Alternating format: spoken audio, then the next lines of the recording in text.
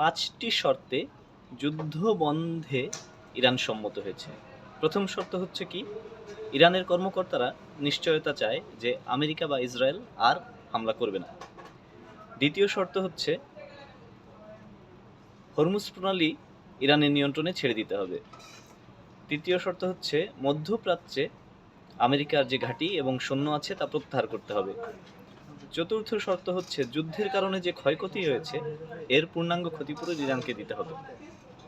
সর্বশেষ যে শর্ত ইরান দিয়েছে তা হচ্ছে যে বিদ্বেষপূর্ণ যে সাংবাদিকতা, যে সংবাদ মাধ্যমগুলো এবং সংবাদ কর্মীরা ইরানের বিরুদ্ধে বিদ্বেষপূর্ণ সংবাদ প্রচার করেছে তাদেরকে ইরানের কাছে হস্তান্তর করতে হবে অথবা তাদের বিরুদ্ধে বিচার বিভাগীয় ব্যবস্থা চালু করতে হবে। তবে ইরান কেন যে তাদের স্যাংশন রিলেটেড কোনো শর্ত দিল না সেটা বুঝতে পারছি না। ইরানের উচিত ছিল যে তাদের তেল যাতে বিশ্বের সবাই কিনতে পারে সেই একটি শর্ত দিয়ে দেওয়া, যে তাদের বিরুদ্ধে কোনো স্যাংশন থাকবে না, কিন্তু ইরান তা করেনি।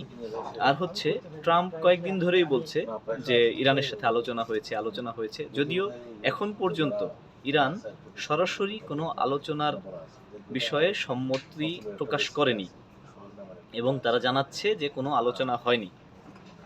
ট্রাম্প দাবি করছে আলোচনা হয়েছে, তারা বলছে আলোচনা হয়নি। আর তারা যে 5 শর্ত দিয়েছে এই 5 শর্ত আর আমেরিকার শর্তগুলো সব সাংঘর্ষিক। তাই বিশ্লেষকরা বলছে যে এই সাংঘর্ষিক শর্তে একমত হতে অনেক সময় লাগতে পারে, যা যুদ্ধ বিরতির সময়কে আরো দীর্ঘায়িত করবে।